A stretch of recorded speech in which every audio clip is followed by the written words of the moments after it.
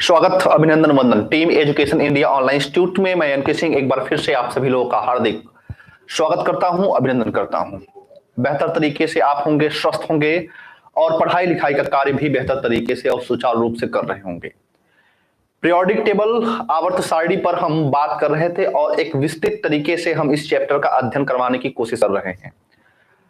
कारण इसका यह है कि यह चैप्टर महत्वपूर्ण है और यहां से जो सवाल बनते हैं काफी गहराई में सवाल बनते हैं, इन डेप्थ में क्वेश्चंस पूछे जाते हैं आपकी परीक्षा में।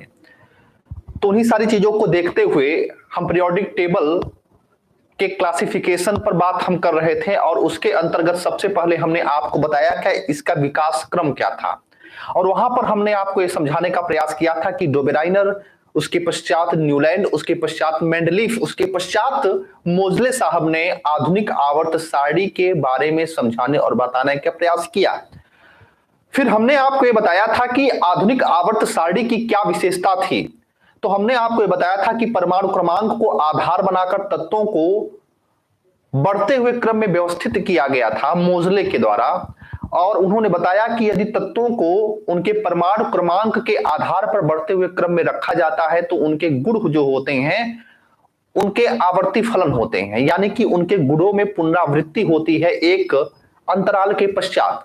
वहां पर हमने आपको बताने का प्रयास किया था कि इन 18 वर्ग यानी कि ग्रुप थे और 7 पीरियड जो सबसे प्रमुख विशेषता थी मोजले की आधुनिक आवर्त सारणी में। हमने आपको यह भी समझाने का प्रयास किया था कि जो प्रथम वर्ग होता है उसको एल्कली मेटल कहा जाता है, जो सेकेंड वर्ग होता है उसको एल्कली अर्थ मेटल कहा जाता है, जो 11th वर्ग होता है उसको क्वाइन मेटल कहा जाता है यानी कि सिक्का धातुओं का वर्ग कहा जाता है, और जो 17वां वर्ग था उसको हैलोजन वर्ग कहा जाता है, जबकि जो 18वां वर्ग था उसको शून्य वर्ग, अक्रिय वर्ग और नोबेल गैसों का वर्ग कहा जाता है।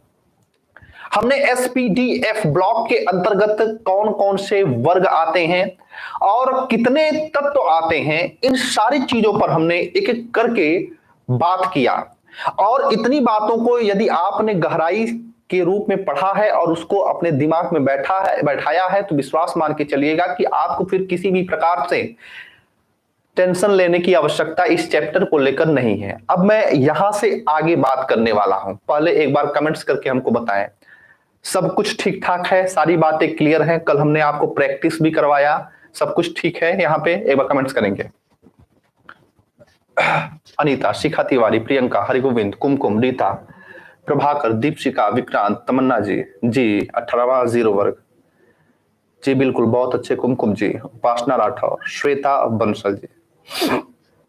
यहां तक किसी प्रकार की परेशानी नहीं होनी चाहिए, ठीक है? हाँ ठीक है, बहुत अच्छी बात है, कॉपी पेस्ट हो गया है, बहुत अच्छी। अब मेरी बात को थोड़ा सा समझना ध्यान से। मैंने आपको ये समझाने का प्रयास ये कर दिया था कि ये वर्ग में कौन से वर्ग में कितने तत्व पाए जाते हैं, कौन से वर्ग में कितने तत्व पाए जाते हैं, ये हमने बता दिया था।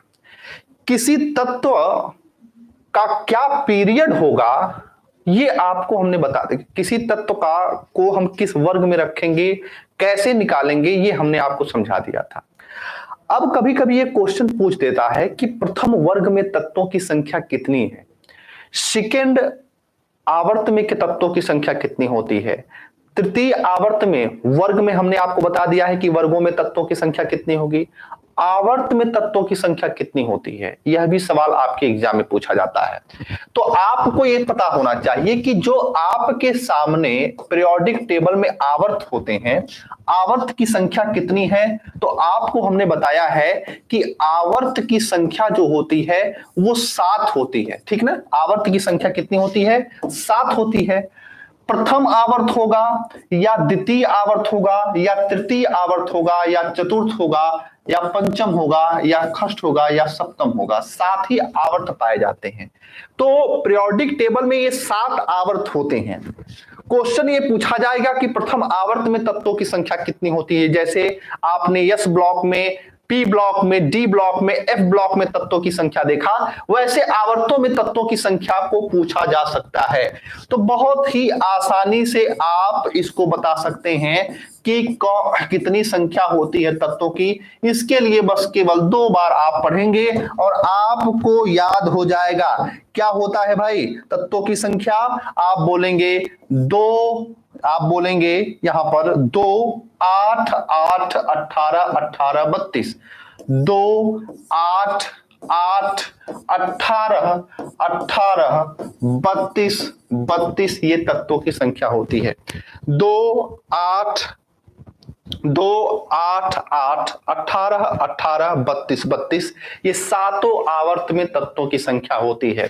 यानी कि पहले आवर्त में तत्वों की संख्या कितनी होगी? 2। दूसरे आवर्त में तत्वों की संख्या कितनी होगी? 8। तीसरे आवर्त में तत्वों की संख्या कितनी होगी? 8। चौथे आवर्त में 18, पांचवें आवर्त में 18, छठवें आवर्त में 32, सातवें आवर्त में 32। आसान सा है ना? किसी प्रकार की कोई दुविधा तो आपको नहीं होनी चाहिए। प्रूफ भी कर लीजिए। देखिए यहाँ पे पीरियोडिक टेबल पे मैं दिखा रहा हूं आपको। पहला आवर्त, ये पहला आवर्त, ठीक है। पहले आवर्त में तत्वों की संख्या कितनी होती है? 2। देखिए ये पहला तत्व, ये हीलियम दूसरा तत्व, यही 2 तत्व तो ये पहले आवर्त में हो गए। ये दूसरा आवर्त देखिए 1 हो गया, 2 हो गया, 3, 4, 5, 6, 7, 8 हो गया कि नहीं? 8 वर्ग हो गए, सॉरी 8 तत्व हो गए। तीसरे आवर्त की बात करते हैं, 1, 2, 3, 4, 5, 6, 7, 8 हो गया कि नहीं हो गया? 8 तत्व इसमें पाए गए। चौथे आवर्त में हमने कितना बताया था? तो 18। देखना काउंट करिएगा, 1, 2, 3, 4, 5, 6, 7, 8, 9, 10, 11, 12, 13, 14, 15, 16, 17 और क्या 18। ऐसे आपको याद रखना है, ठीक है। छठे वर्ग में कितना है? 32, ठीक है, 32 होता है। कितना होगा? 32। ये भी बात याद रखना। यहां पर एक चीज याद रख लेना, हमने लेंथेनाइड और एक्टिनाइड श्रेणी बताया है। तो 58 के बाद, 57 के बाद जो है 58, ये 14 आप इधर काउंट करेंगे 71 तक। ये बात मत भूलिएगा, ठीक है। 71 तक यहां काउंट करेंगे तो आपको समझ में आ जाएगा। कुछ लोगों को दिक्कत हो सकती है, ठीक है, ये समझने में कि कैसे सर 32 तत्व होगा। देखना छठे आवर्त में देखना कैसे 32 तत्व होंगे। 1, ठीक है, 2, 3, ठीक ना, 3। उसके पश्चात ये 4, 5, 6, 7, 8, 9, 10, 11, 12, 13, 14, 15, 16, 17। उसके पश्चात 18, 19, 20, 21, 22, 23, 24, 25, 26, 27, 28, 29, 30, 31 और कितना हो गया? 32। ठीक है, तो छठे आवर्त में कितने? 32। ठीक उसी प्रकार से सातवें आवर्त में कितने हो जाएंगे? 32। तो ये बहुत आसान है, यहां पर किसी प्रकार की कोई समस्या आपको नहीं होनी चाहिए। तो आप कहेंगे 2, 8, 8, 18, 18, 32, 32 क्लियर हो जाना चाहिए सातों आवर्त में तत्वों की संख्या।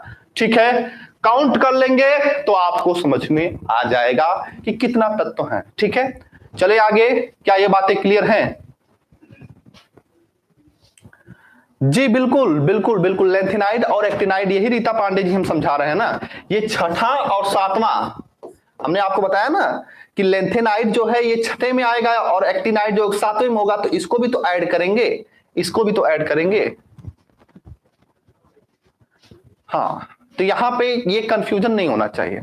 अब चलते हैं नेक्स्ट टॉपिक पे, थोड़ा सा बात करते हैं। ठीक है, नेक्स्ट टॉपिक पे मैं बात करने चल रहा हूं, ध्यान से मेरी बातों को समझना। देखना, आपके पीरियोडिक टेबल में टोटल एलिमेंट यानी कि कुल तत्व जो हैं, कुल तत्व जो हैं वह कितने हैं? तो याद रखना है कुल तत्व 118 है। अभी तक ज्ञात तत्वों की संख्या कितनी है? 118 है। क्वेश्चन आपसे ये पूछा जाएगा कि इस 118 तत्वों में कितने ऐसे तत्व हैं जो धातु के अंतर्गत आते हैं, जो अधातु के अंतर्गत आते हैं और जो उपधातु के अंतर्गत आते हैं। तो याद रख लेना, टोटल जो नॉन मेटल की संख्या है, टोटल जो नॉन मेटल का मतलब होता है अधातु। नॉन मेटल का मतलब क्या होता है? अधातु। टोटल जो अधातु की संख्या होती है वह कितनी होती है? वह 22 होती है। कितनी होती है? 22। 22 अधातु हमारे पीरियोडिक टेबल में पाए जाते हैं। अगर मेटल की बात किया जाए, मेटल की बात किया जाए, धातु की बात किया जाए, तो याद रख लेना 89 मेटल पाए जाते हैं। कितने? 89 तत्वों की संख्या होती है, मेटल की होती है। ये भी बात आपको समझ में आ जाना चाहिए। और मेटोलाइट्स की संख्या अगर हम बताने की कोशिश करेंगे तो मेटोलाइट्स की संख्या यानी कि उपधातु की संख्या, यानी कि उपधातु की संख्या यदि पूछा जाए तो उपधातु की संख्या होती है 7। उपधातु की संख्या कितनी होती है? तो उपधातु की संख्या यानी कि मेटोलाइट्स की संख्या, मेटोलाइट्स की संख्या जो होती है वो कितनी होती है? वो 7 होती है। ठीक है, तो ये आपको सवाल पूछा जाता है कि कितने धातु, कितने अधातु और कितने उपधातु पाए जाते हैं हमारे पीरियोडिक टेबल में। कभी कभी क्वेश्चन यहां से भी पूछ देता है कि अधातुओं में ऐसे कितने अधातु हैं जो सॉलिड अवस्था में पाए जाते हैं। अधातुओं में ऐसे कितने अधातु हैं जो सॉलिड अवस्था में पाए जाते हैं, जो ठोस अवस्था में पाए जाते हैं। तो याद रख लेना, नॉन मेटल की मैं बात कर रहा हूं तो इसमें 10 जो है सॉलिड अवस्था में, लिक्विड फॉर्म में कितने पाए जाते हैं, द्रव अवस्था में कितने पाए जाते हैं, तो द्रव अवस्था में 1 जो है पाया जाता है। और अगर पूछा जाए गैस अवस्था में कितना पाया जाता है तो गैस अवस्था में 11 पाए जाते हैं। यानी कि इन 22 अधातुओं की यदि बात करेंगे तो इन 22 अधातुओं में 10 ठोस अवस्था में, 11 गैस अवस्था में और 1 जो है द्रव अवस्था में तत्व पाया जाता है। कमेंट्स करेंगे आप, जरा हमको बताने का प्रयास करेंगे ऐसा कौन सा अधातु है, ऐसा कौन सा नॉन मेटल है जो कि द्रव अवस्था में पाया जाता है। कमेंट्स करेंगे ऐसा एकमात्र कौन सा अधातु है, ऐसा कौन सा एकमात्र अधातु है, नॉन मेटल है जो कि द्रव अवस्था में पाया जाता है। कमेंट्स करेंगे, बताएं भाई। बहुत अच्छे, बहुत अच्छे, बहुत अच्छे, शाबाश विक्रांत जी, बहुत अच्छे श्वेता जी, बहुत अच्छे कुमकुम, रीता चिन्हई, रीता पांडे जी, वेरी गुड। जितने भी लोग आंसर दे रहे हैं ब्रोमीन, बहुत अच्छे। याद रख लेना यहां पर वो तत्व कौन सा है, वो तत्व होता है ब्रोमीन। कौन सा तत्व होता है? ब्रोमीन होता है। ब्रोमीन एकमात्र ऐसा तत्व है, ब्रोमीन एकमात्र ऐसा तत्व है जो अधातु होते हुए भी किस अवस्था में है? वह द्रव अवस्था में है। और एकमात्र ऐसी धातु जो कि द्रव अवस्था में पाई जाती है उसका नाम क्या होता है? उसका नाम मरकरी होता है। उसका नाम क्या होता है? उसका नाम पारा होता है। तो ये सवाल आपके एग्जाम में पूछा जाता है, इस चीज को आपको समझ में आना चाहिए। ठीक है, पारे और ब्रोमीन में अंतर समझना, कहां पे गलती आप करेंगे। एकमात्र ऐसा तत्व जो धातु है और द्रव अवस्था में पाया जाता है पारा।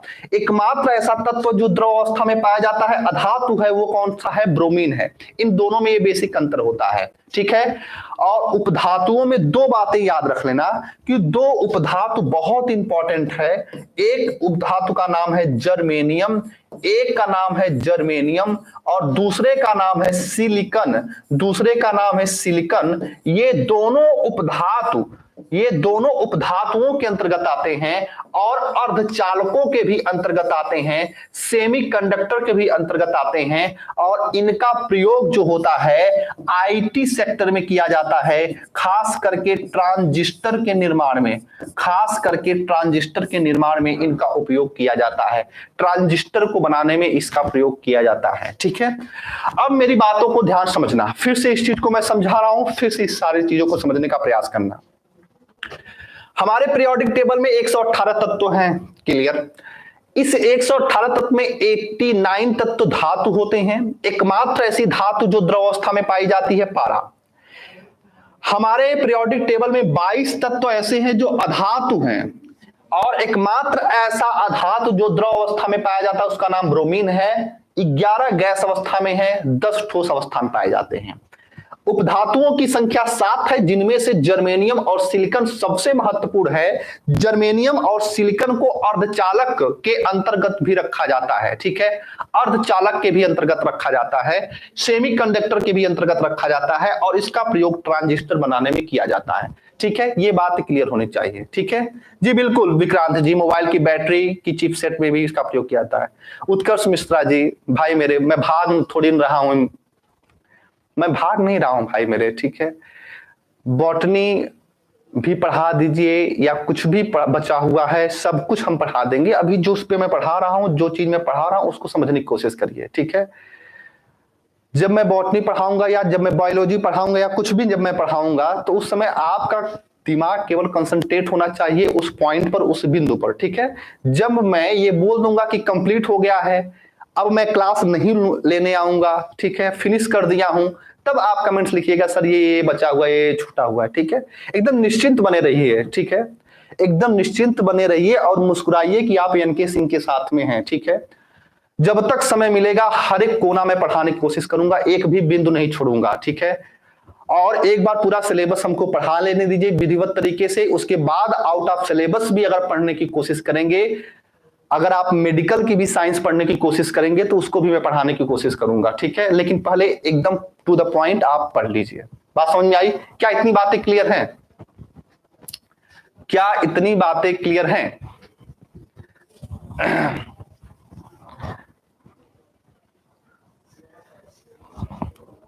हाँ हाँ, देखो भाई मेरे पहले क्या है ना कि एकदम टू द पॉइंट अच्छे से कहां कहां से ज्यादा सवाल बनते हैं उन सारी चीजों पे फोकस रहिए, ठीक है। नौकरी ले लीजिए, पहले नौकरी लेना प्राथमिकता होनी चाहिए। ज्ञान अर्जन के लिए पूरा जीवन ही पढ़ा है, ठीक ना। नौकरी ले लेंगे तो जीवन थोड़ा सा आगे बढ़ जाएगा, शादी विवाह हो जाएगा, है ना। सबसे बड़ी बात है अच्छी शादी विवाह हो जाएगा। वैसे तो समाज ने ये दायरा फिक्स ही कर दिया है 50,000 रुपया और स्प्लेंडर आपको मिलना ही मिलना है शादी विवाह में, ठीक ना। अगर चाहते हैं कि इससे आगे भी कुछ मिल जाए तो पढ़ना पड़ेगा, ठीक है, नौकरी लेनी पड़ेगी।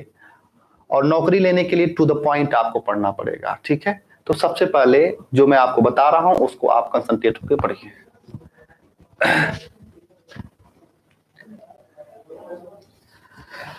अगर कुमकुम जी अगर ग्रुप में एलिमेंट्स के नंबर भी आएगा, ठीक है,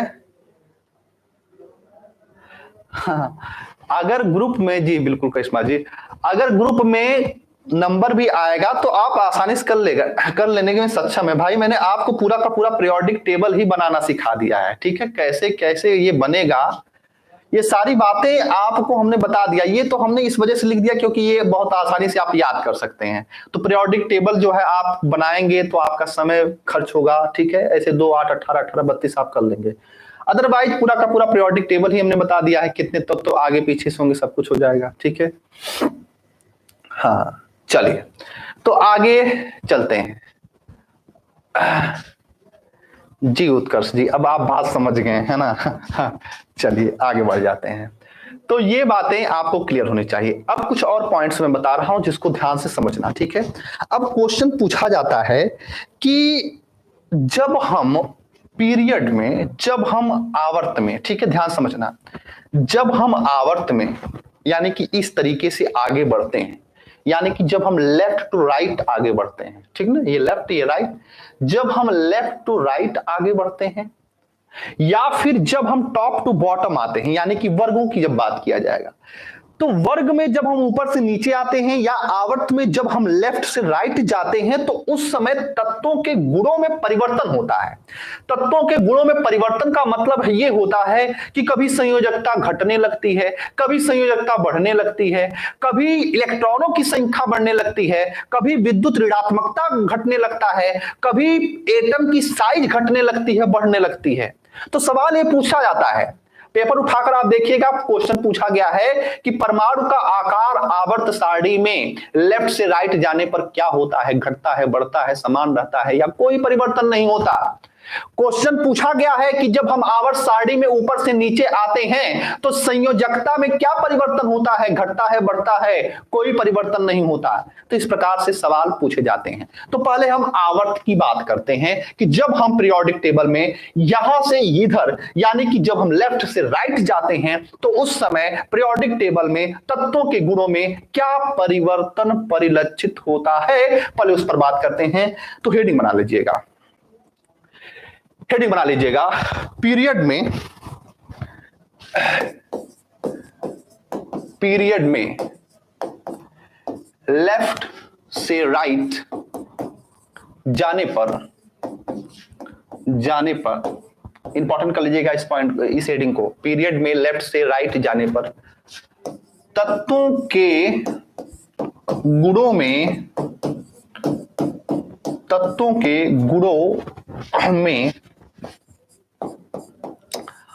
परिवर्तन, तत्वों के गुणों में परिवर्तन, तत्वों के गुणों में परिवर्तन, कौन कौन से परिवर्तन होते हैं इसको समझने की हम कोशिश करते हैं। ठीक है, पीरियड, पीरियड का मतलब समझ रहे हैं ना, आवर्त, ठीक है ना, यानी कि लेफ्ट टू राइट। अभी हम ऊपर से नीचे नहीं आ रहे हैं, अभी हम इधर से इधर जा रहे हैं। ठीक है, तो उस समय क्या परिवर्तन होता है इसको समझने का प्रयास करिएगा। ठीक है, पहले बात करते हैं कि बाहरी कक्षा में पहला गुण जो आपको ध्यान देना है, जहां सवाल बनता है कि electron in outer most orbit, यानी कि जो बाहरी कक्षा में इलेक्ट्रॉन पाए जाते हैं, बाहरी कक्षा में जो इलेक्ट्रॉन पाए जाते हैं वो जब हम लेफ्ट से राइट जाते हैं तो वो इलेक्ट्रॉन घटते हैं कि बढ़ते हैं। यानी कि पहला हेडिंग बना लेंगे, बाहरी कक्षा में, बाहरी कक्षा में। अभी मैं सारी चीजों को मैं प्रूफ करवा रहा हूं, ठीक है, कुछ भी रटिएगा मत। इस पूरे पीरियोडिक टेबल को इतनी मेहनत से मैं इस वजह से पढ़ा रहा हूं कि पूरा का पूरा पीरियोडिक टेबल जो है साइंटिफिक तरीके से बनाया गया है, यानी कि हर एक चीज को प्रूफ किया जा सकता है। ठीक है, तो आपको रटने की कोई भी आवश्यकता नहीं है, एकदम दिमाग खोल के बैठिएगा। बाहरी कक्षा में इलेक्ट्रॉनों की संख्या, बाहरी कक्षा में इलेक्ट्रॉनों की संख्या, इलेक्ट्रॉनों की संख्या, इलेक्ट्रॉनों की संख्या में क्या परिवर्तन होगा? तो बाहरी कक्षा में इलेक्ट्रॉनों की संख्या में क्या परिवर्तन होगा जब हम पीरियड में लेफ्ट से राइट जाते हैं? तो याद रख लीजिएगा, वह जो संख्या होती है वो इंक्रीज करेगी। ठीक है, वो क्या करेगी? इंक्रीज करेगी। इंक्रीज का मतलब क्या होता है? बढ़ेगी। बाहरी कक्षा में इलेक्ट्रॉनों की संख्या क्या होगी? इंक्रीज करेगी। और वहीं पर अगर दूसरा सवाल ये पूछ दिया जाए कि वैलेंसी क्या होगी, संयोजकता क्या होगी, उन तत्वों की संयोजकता क्या होगी, यानी कि जब हम पीरियोडिक टेबल में जब हम लेफ्ट टू राइट जाते हैं, यानी कि जब हम लेफ्ट टू राइट जाते हैं पीरियड में, तो तत्वों की संयोजकता पर क्या प्रभाव पड़ता है? तत्वों की संयोजकता पे क्या प्रभाव पड़ता है?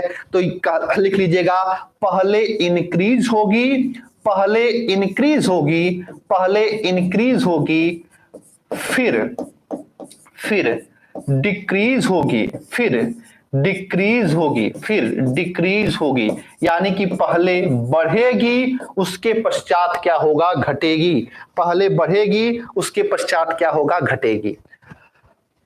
मैं समझ सकता हूं कि ये दोनों पॉइंट आपको थोड़ा सा समझने में दिक्कत आ रही होगी। ठीक है, इसको मैं प्रूफ कराता हूं, जब प्रूफ करेंगे आप तो आप समझ में आ जाएगा। ठीक है, चलिए पहले एक पीरियड को मैं लिख देता हूं यहां पे, ठीक है, और इसको मैं प्रूफ कर रहा हूं, ध्यान से समझना। मैं कौन सा पीरियड पे बात कर लूं? जैसे मैं ये सेकेंड पीरियड ले रहा हूं, ठीक है। सेकेंड पीरियड में कौन कौन से तत्व हैं? लिथियम है, बेरिलियम है, बोरान है, कार्बन है, नाइट्रोजन है, ऑक्सीजन है, फ्लोरीन है, नियॉन है। ठीक है, पहले हम इसी पे बात करते हैं। ठीक है, पहले वर्ग पे, इस पे, पहले आवर्त पे इस वजह से बात नहीं करेंगे क्योंकि दो ही तत्व है। ये दूसरा आवर्त में लेके आपको इन दोनों पॉइंट को समझा रहा हूं, दूसरा आवर्त लेके। ठीक है, तो दूसरे आवर्त में कौन कौन से तत्व हैं? दूसरे वाले आवर्त में है लिथियम है, बेरिलियम है, बोरान है, बेरिलियम है, बोरान है, कार्बन है, नाइट्रोजन है, ऑक्सीजन है, फ्लोरीन है, नियॉन है। ठीक है, यही तत्व है।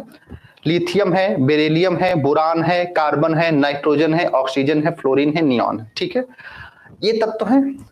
अब आपको ये पता होगा कि लिथियम का एटॉमिक नंबर कितना होता है? लिथियम का एटॉमिक नंबर 3 होता है। बेरिलियम का कितना होता है? 4 होता है। इसका कितना होता है? 5 होता है। इसका कितना होता है? 6 होता है। इसका कितना होता है? 7 होता है। इसका कितना होता है? 8 होता है। इसका कितना होता है? 9 होता है। इसका कितना होता है? 10 होता है। यानी कि नियॉन का एटॉमिक नंबर 10, फ्लोरीन का 9, ऑक्सीजन का 8, नाइट्रोजन का 7, कार्बन का 6, बोरान का 5, बेरिलियम का 4 और लिथियम का कितना होता है? 3। यहां तक कोई दिक्कत नहीं होगी आपको। ठीक है, अब यहां पर ये सेकंड है, मतलब मैं पीरियड की बात कर रहा हूं, ध्यान दीजिएगा, ये सेकंड आवर्त की मैं बात कर रहा हूं। एक एग्जांपल ले रहा हूं। कौन सा आवर्त है? तो ये सेकंड आवर्त है। कौन सा आवर्त है? ये सेकंड आवर्त में ये तत्व लिखे गए हैं। अब हम इस ई आवर्त में देखते हैं क्या बाहरी कक्षा में इलेक्ट्रॉन लेफ्ट से राइट जब आवर्त में हम जाते हैं तो क्या ये इंक्रीज करता है? तो लिथियम का इलेक्ट्रॉनिक कॉन्फ़िगरेशन जरा आप खुद करके हमको बताइए। इसको आप जब 3 लिथियम का इलेक्ट्रॉनिक कॉन्फ़िगरेशन करेंगे तो आप कहेंगे 2 होता है सर, 1 होता है, ठीक है। बेरिलियम का करेंगे तो क्या होगा? बेरिलियम का करेंगे तो कहेंगे सर 2 होगा और 2 होगा। बोरान का करेंगे तो क्या होगा? 2 होगा 3 होगा, ठीक है। कार्बन का करेंगे तो कितना हो जाएगा? 2 होगा 4 होगा। नाइट्रोजन का करेंगे कितना आएगा? 2 होगा 5 होगा। ऑक्सीजन का करेंगे तो कितना होगा? 2 होगा 6 होगा। फ्लोरीन कितना करेंगे तो 2 होगा 7 होगा। नियॉन का करेंगे तो कितना होगा? 2 होगा 8 होगा। बाहरी कक्षा में इलेक्ट्रॉनों की संख्या जब हम लेफ्ट से राइट जाते हैं पीरियड में तो क्या होता है? इंक्रीज होता है। देखिए पहले 1 था, फिर 2 हुआ, फिर 3 हुआ, फिर 4 हुआ, फिर 5 हुआ, फिर 6 हुआ, फिर 7 हुआ, फिर 8 हुआ। इसका मतलब ये हुआ कि जब हम पीरियड में लेफ्ट से राइट जाते हैं तो हमारे जो आउटर मोस्ट इलेक्ट्रॉन की संख्या होती है वो क्या होती है? वो इंक्रीज होती है। वह क्या होती है? वो बढ़ती है। वो क्या होती है? धीरे धीरे बढ़ने लगती है।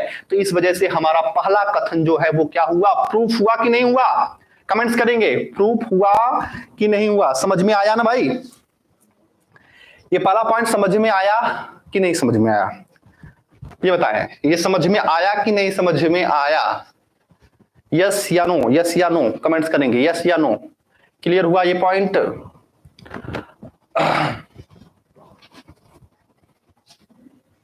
हाँ, इलेक्ट्रॉनों की संख्या बढ़ती है जी। तमन्ना जी,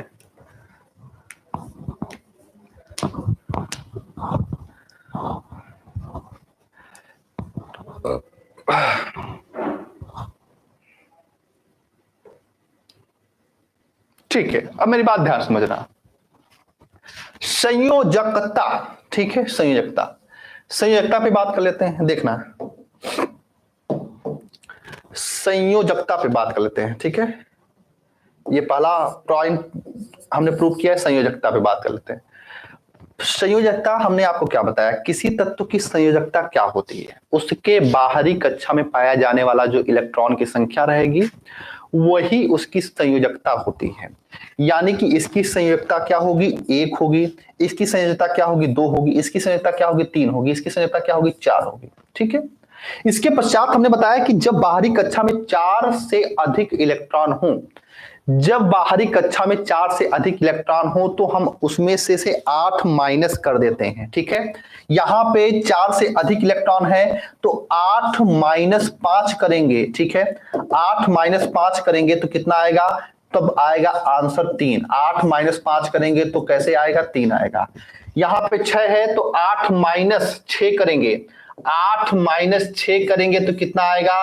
तब 2 आएगा। यहां पर 8 माइनस 6 करेंगे तो कितना आएगा? यहां पर 1 आएगा। यहां पर 8 माइनस जो है 8 करेंगे तो यहां पर क्या आएगा? 0 आएगा, ठीक है। ये संयोजकता हमने जब आपको बताया था निकालने के लिए, जब मैं वैलेंसी का चैप्टर पढ़ा रहा था तो हमने आपको ये बताया था कि किसी भी तत्व के बाहरी कक्षा में जो इलेक्ट्रॉन पाया जाता है वही उसकी संयोजकता होती है। क्यों वही संयोजकता होती है? क्योंकि यही बाहरी कक्षा में पाया जाने वाला जो इलेक्ट्रॉन होता है यही संयोग करता है।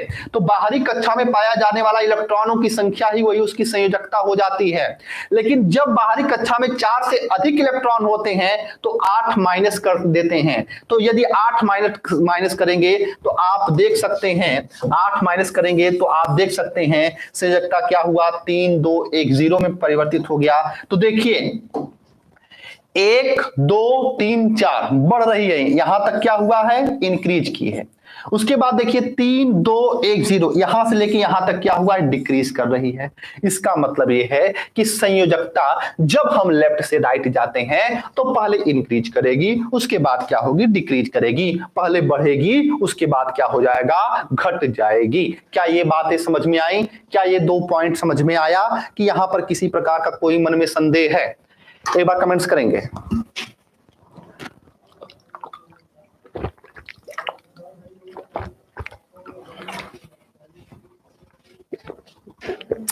क्या यहां तक के बिंदु समझ में आए या कोई मन में संदेह है? भाई बताएं।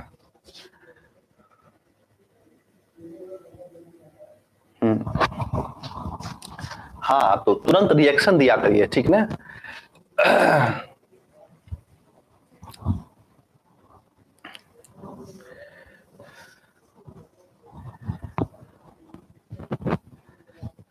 चलिए, तो अब बढ़ते हैं आगे,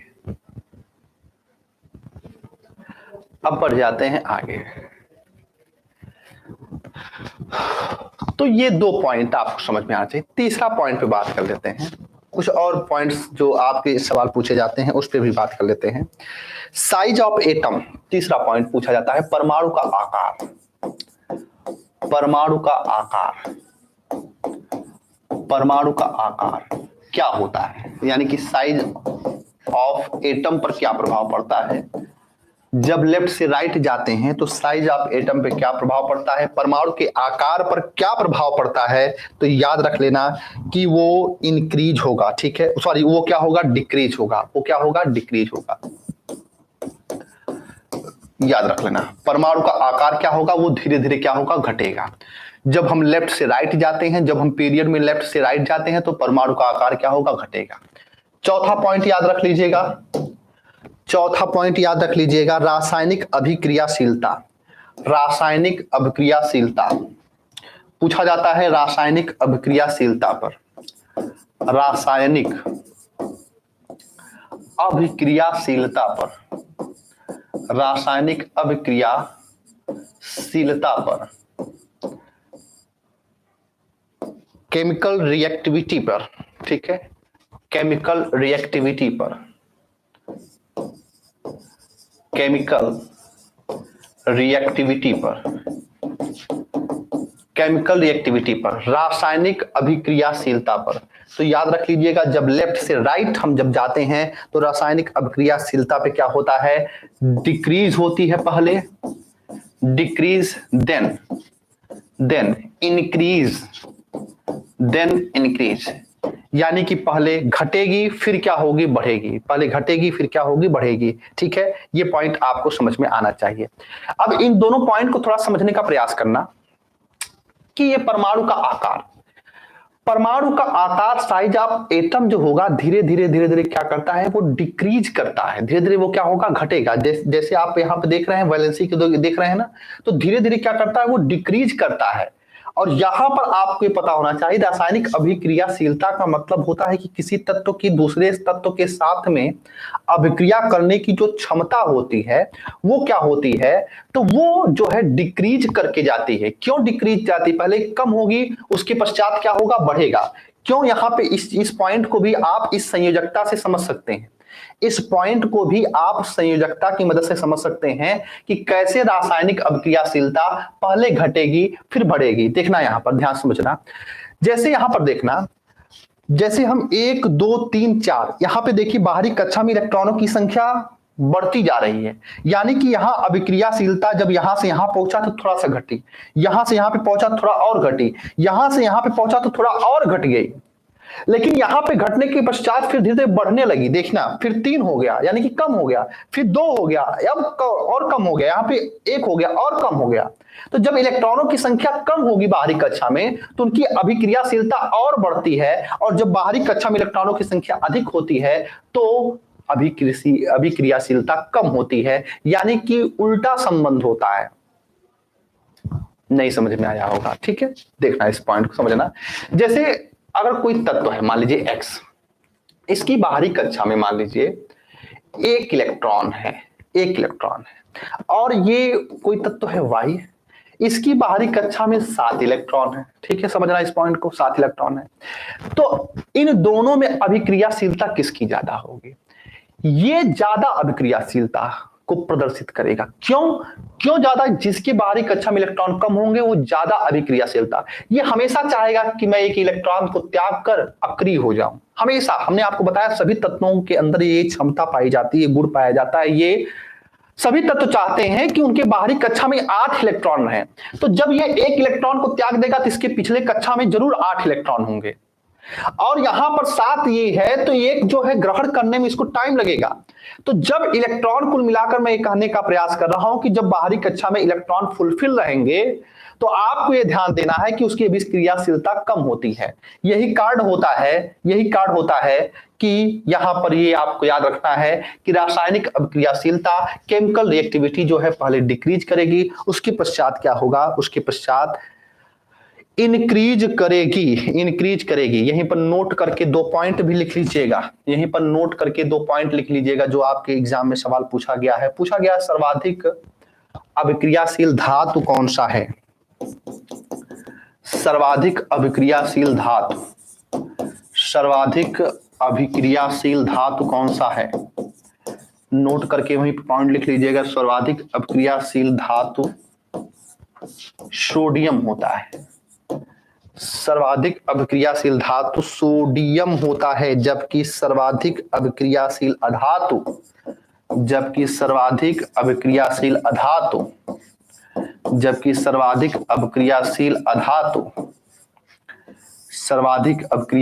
अधातु क्लोरीन होता है। कौन होता है? क्लोरीन होता है। तो ये दोनों पॉइंट भी याद रख लीजिएगा, ये दोनों पॉइंट आपको याद रखना है, ठीक है जी। बिल्कुल विक्रांत जी, साइज बड़ा है इसका मतलब उसकी रेडियाई भी बड़ी होगी, बिल्कुल। तो ये पॉइंट आपको समझ में आना चाहिए, ठीक है। ये दोनों पॉइंट आपको यहीं पे याद लिख लिया। यहाँ पे एक चीज याद रख लीजिएगा कि धात्विक गुण क्या होगा। क्वेश्चन ये भी पूछा जाता है कि जब हम लेफ्ट से राइट जाते हैं, 5वां कैरेक्टर यहाँ पे लिख लीजिएगा। 5वां कैरेक्टर मेटेलिक कैरेक्टर क्या होगा? मेटेलिक कैरेक्टर क्या होगा, यानी कि धात्विक गुण में क्या परिवर्तन आएगा, ठीक है। मेटेलिक कैरेक्टर, मेटेलिक यानी कि धात्विक गुण में क्या परिवर्तन आएगा। तो याद रख लेना कि जब लेफ्ट से राइट हम जाते हैं तो जो धात्विक गुण होता है वो डिक्रीज करता है। वो क्या होता है? वो डिक्रीज करता है, वो घटता है। वो क्या होता है? वो घटता है। क्यों? क्योंकि पहले पीरियोडिक टेबल में आप देखेंगे तो पहले पीरियोडिक टेबल में क्या होता है? धातु आते हैं, पहले धातु आते हैं, फिर क्या होते हैं? फिर उपधातु आते हैं, उसके बाद कौन आता है? उसके बाद अधातु आते हैं, ठीक है। ये पीरियोडिक टेबल में यही पाया जाता है। पहले धातु होते हैं, फिर उपधातु होते हैं बीच में, फिर आगे क्या होते हैं? अधातु होते हैं। तो मेटेलिक कैरेक्टर धात्विक गुण जो होता है, जब हम धीरे धीरे इस पीरियोडिक टेबल में लेफ्ट से राइट जाते हैं, यानी कि इधर से इधर बढ़ते हैं, यानी कि आवर्त में हम लेफ्ट से राइट जाते हैं, तो धात्विक गुण जो होता है वो क्या होता है? डिक्रीज करता है। 7वां पॉइंट जो आपके एग्जाम के लिए यहां से महत्वपूर्ण होगा, वो महत्वपूर्ण है इलेक्ट्रोनेगेटिविटी, विद्युत ऋणात्मकता,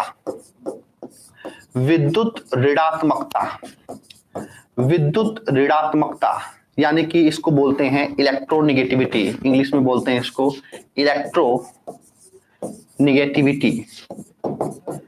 इलेक्ट्रोनेगेटिविटी का गुण, यानी कि विद्युत ऋणात्मकता का गुण जब हम लेफ्ट से राइट जाते हैं तो क्या होता है? तो ये भी पॉइंट आपको याद रखना है, इनक्रीज होता है। क्या होता है? वो इनक्रीज होता है। वो धीरे धीरे क्या होता है? वो बढ़ने लगता है। वो क्या होता है? धीरे धीरे बढ़ने लगता है। ये भी पॉइंट आपको समझ में आना चाहिए। जब लेफ्ट से राइट जाते हैं तो विद्युत ऋणात्मकता का गुण जो होता है वो क्या होता है? इंक्रीज करने लगता है, ठीक है। इस पॉइंट को भी आप समझ सकते हैं। कैसे समझ सकते हैं? इस पॉइंट को भी देखिएगा।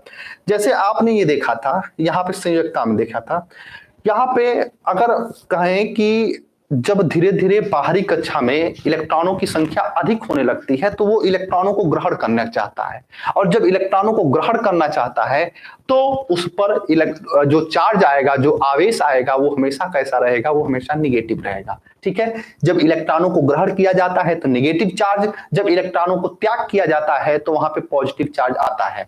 फिर से इन सारे कैरेक्टर को मैं बता रहा हूं, फिर समझना, ठीक है। इतने ही कैरेक्टर आपसे पूछा जाएगा।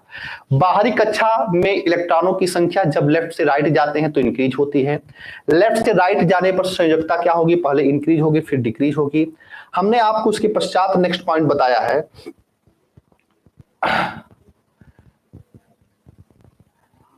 इसके पश्चात हमने आपको नेक्स्ट पॉइंट बताया है कि परमाणु का आकार जो होगा वो जब हम लेफ्ट से राइट जाते हैं तो डिक्रीज होगा, घटेगा। इसके पश्चात हमने बताया है कि केमिकल रेडियो एक्टिविटी जो होती है वो लेफ्ट से राइट जाने पे पहले डिक्रीज होगी, फिर इंक्रीज होगी। याद करना पड़ेगा ये पॉइंट आपको। उसके पश्चात आपको मेटेलिक कैरेक्टर जो है डिक्रीज होगा, और विद्युत ऋणात्मकता इलेक्ट्रोनेगेटिविटी जो होगा वो इंक्रीज होगा। क्या इतनी बातें समझ में आए? क्या यहाँ पे कोई दिक्कत है? तो आप बताएं। क्या इतनी बातें समझ में आई?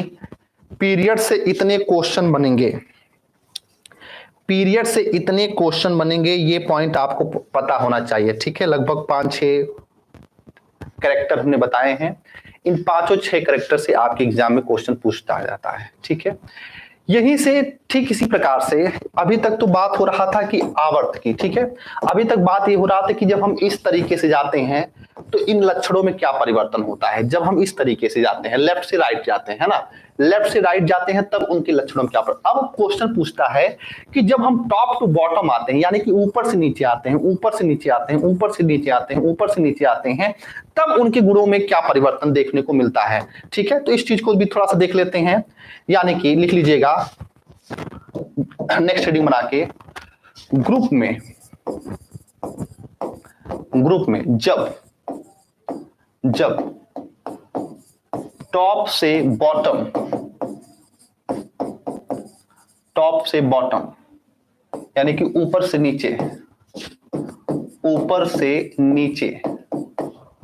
नीचे आने पर तत्वों के गुणों में परिवर्तन,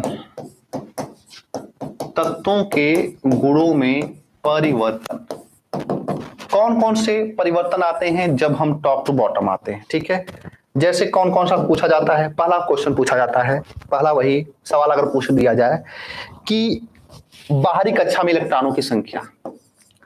ठीक है, बाहरी कक्षा में इलेक्ट्रॉनों की संख्या, यही तो पहला आधार हमने बनाया था, इलेक्ट्रॉनों की संख्या। जब टॉप टू बॉटम आते हैं तो बाहरी कक्षा में इलेक्ट्रॉनों की संख्या क्या होगी। ठीक है, जैसे अगर आप पहले वर्ग की बात करेंगे। ठीक है, पहला वर्ग क्या है, देखिए समझना इस पॉइंट को। पहला वर्ग क्या है, टॉप टू बॉटम आते हैं तो क्या प्रभाव पड़ता है। देखना, हाइड्रोजन का एटॉमिक नंबर 1 है, इसका बाहरी कक्षा में कितना इलेक्ट्रॉन होगा, 1। लिथियम का 3 है तो 2 करेंगे 1, यानी कि बाहरी कक्षा में इसके कितने इलेक्ट्रॉन, 1 निकले। सोडियम का 11 है तो आप करते हैं क्या, 2 8 1, यानी कि इसकी भी बाहरी कक्षा में 1 इलेक्ट्रॉन। इसका क्या है, पोटेशियम है 19 है, इसकी भी बाहरी कक्षा में कितने इलेक्ट्रॉन, 1।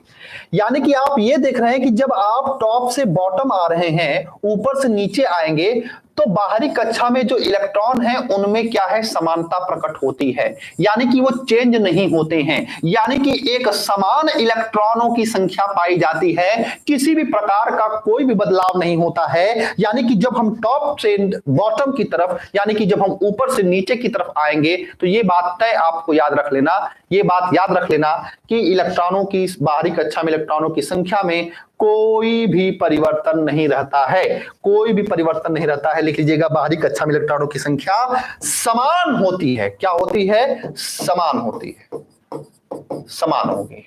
पहले पॉइंट का उत्तर क्या होगा, समान होगी। बाहरी कक्षा में इलेक्ट्रॉनों की संख्या समान होगी, कब, जब हम टॉप से बॉटम जाएंगे। ये याद रख लेना, ये याद रख लेना। इसके बाद दूसरा पॉइंट, संयोजकता क्या होगी, संयोजकता क्या होगी।